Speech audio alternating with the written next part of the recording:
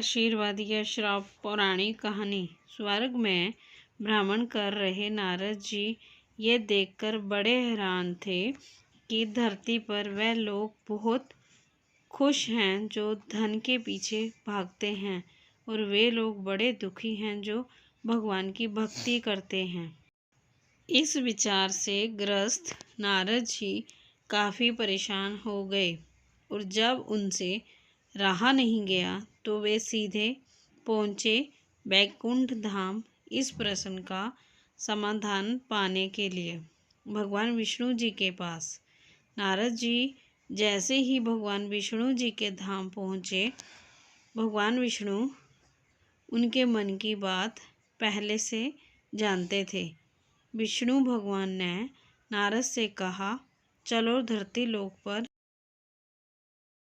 चलते हैं और आपके प्रश्न का समाधान पाते हैं। दोनों साधु का वेश धारण कर धरती लोक पर पहुँचे। वह दोनों सबसे पहले एक बड़े व्यापारी के द्वार पर भिक्षा मांगने के लिए गए। उन दोनों को अपने द्वार पर देखकर व्यापारी बड़ा गुस्सा हुआ। उन्हें भला बुरा कहा, कुछ दिए उनको वहां से जाने के लिए कहा। जाते जाते साधु के रूप में भगवान विष्णु ने उसे आशीर्वाद दिया कि तुम्हें और भी ज़्यादा धन मिले। नारद जी को ये देखकर बड़ा आश्चर्य हुआ, लेकिन वे कुछ नहीं बोले और भगवान विष्णु के साथ चलते रहे। थोड़ी देर बाद वे एक बूढ़ी माँ की कुटिया पर पहुँचे। वह गरीब बूढ़ी एक छोटी सी कुटिया में रहती थी। उसके यहाँ जाकर जब दोनों साधुओं ने भिक्षा मांगी तो बूढ़ी माँ बोली, मेरे पास तो आप लोगों को देने के लिए ज़्यादा कुछ है नहीं, लेकिन हाँ, मेरे पास एक गाय है जो दूध देती है। अगर आप चाहो तो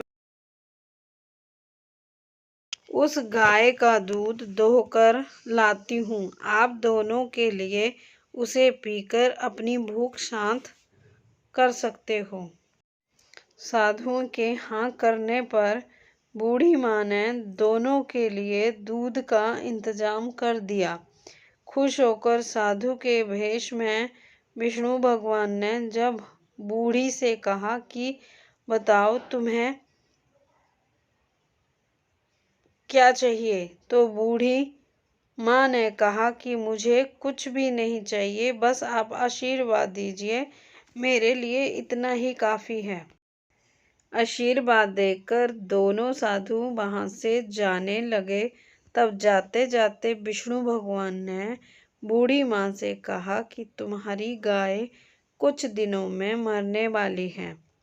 वहाँ से थोड़ा आगे जाने पर नारद जी बड़े परेशान हो गए और विष्णु भगवान से बोले, ये कैसा न्याय है भगवान आपका?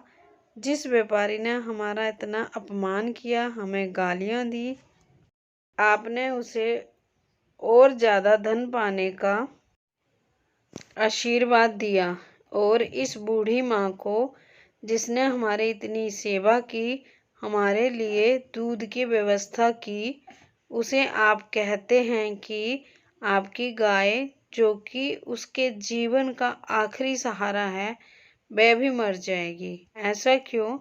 नारद जी के सवालों को शांत करने के लिए भगवान जी ने चेहरे पर मुस्कान के साथ कहा कि मैंने उस व्यापारी को जो आशीर्वाद दिया, दरअसल वो उसके लिए शाप था।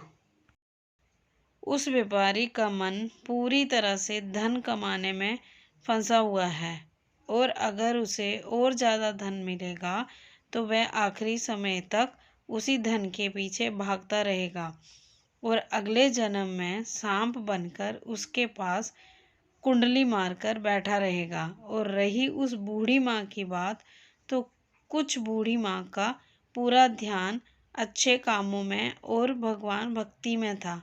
हाँ, सिर्फ थोड़ा सा मन उसका उस गाय में अटका हुआ था। और वह अपने आखिरी समय में उस गाय के मुंह में ये चिंता करती रहती कि उसके जाने के बाद इस गाय का क्या होगा, क्या कोई उसे हानि पहुंचाएगा या मार डालेगा, और वह पूरी तरह से मुक्त नहीं हो पाती। बस यही कारण था कि मैं चाहता हूँ कि आखिरी समय में उसका ध्यान पूरी तरह मेरी तरफ रहे, ना कि गाय की तरफ।